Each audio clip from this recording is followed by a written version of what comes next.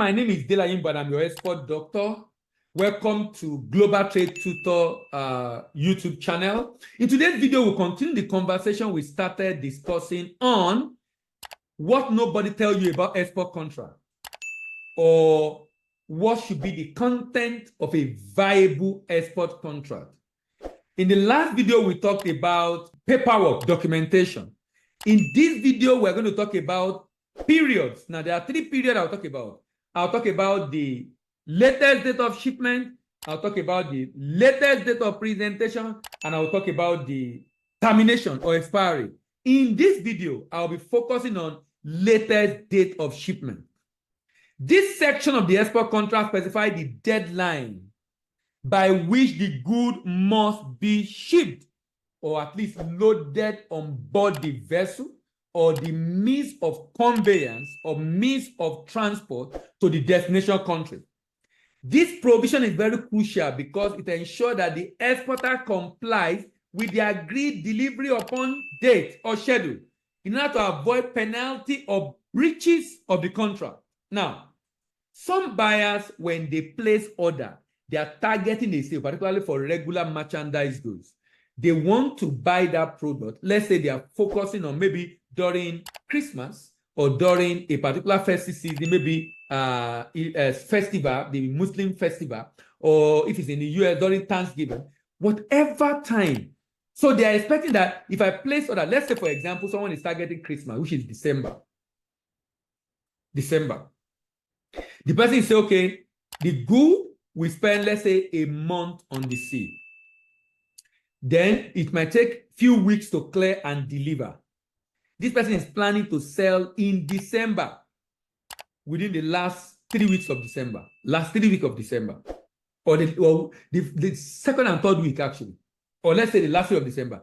So meaning the good must have arrived by mid-November, so it can be cleared before the end of November. That means the good must have been shipped. If it's going to take a month rather, the good must have been shipped by mid-October. This person might be placing order around September. If you place around September, it's expected that whatever the case is, this good must be shipped by mid-September to arrive mid-November, so I can clear before the first week of December and I can sell. If you now ship late October, meaning it will arrive late November, they won't clear until mid-December, the person can reject the goods. I'm trying to paint a picture in your mind to have an idea of the reason why buyer gives latest date of shipment. Now, in this section of your export contract, you should be defining, number one, what is the latest date of shipment? Who is responsible to ensure this date is met? What are the consequences of late shipment? Is there a provision for extension? If you require extension, maybe because of force majeure, you need to give me notice of the extension. So number one, definition. The contract should clearly define the latest date of shipment, typically by specifying a specific calendar date or a defined period after the contract execution. For example, it can say 30 days after the date of signing the contract. Shipment must be done on or before 30 days after the date of signing the contract. Shipment must be done on or before 30th of May. Shipment must be done within May 2024. Shipment must be done within 2 weeks after signing the contract. It must be defined, definite, clear to both the buyer, clear to both the seller. After defining, it should also state the responsibility. So the exporter shall be responsible for ensuring that the goods are shipped, loaded onto the means of transportation or the vessel on or before the latest date of shipment specified in this contract. This will include arranging the goods for transport, preparing the shipping document, and complying with all the regulations.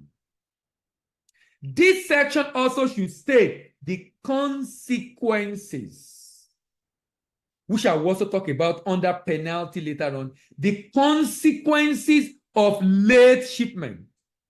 The consequences of late shipment.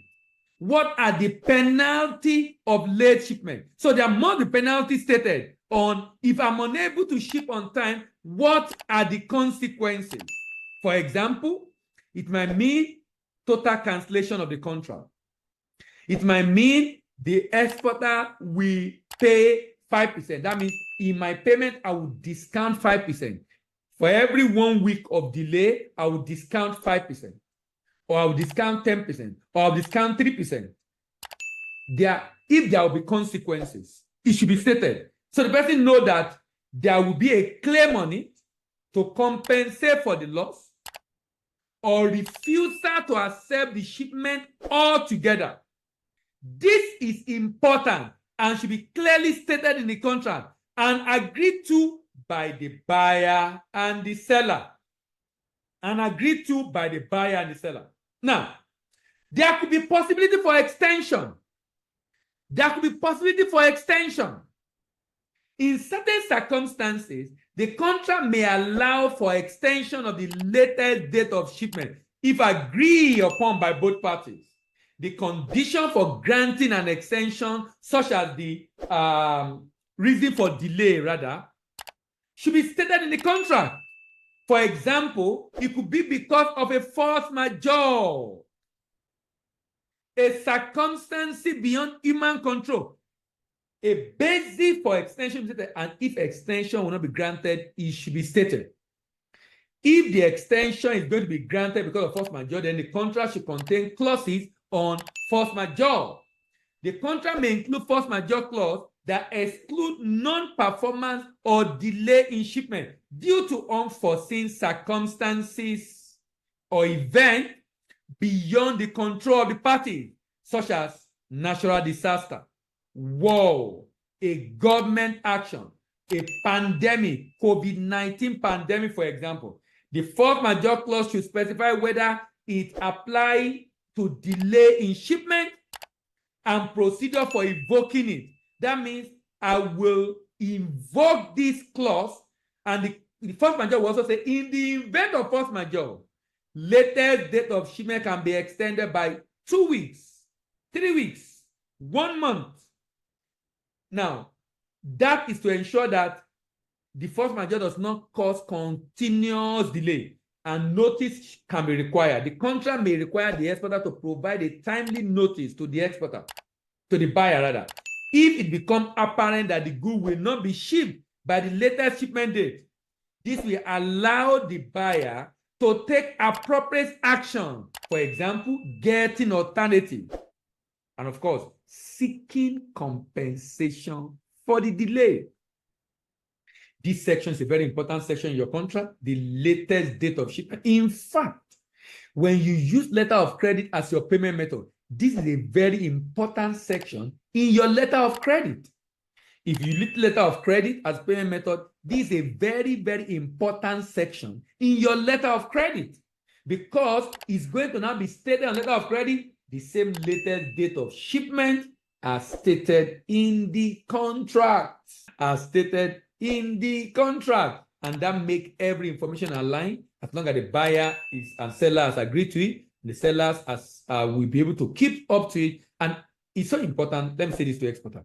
Immediately you know you can't meet up with that date, send a request to the buyer. Let the buyer tell you if you can see ship or if you cannot ship.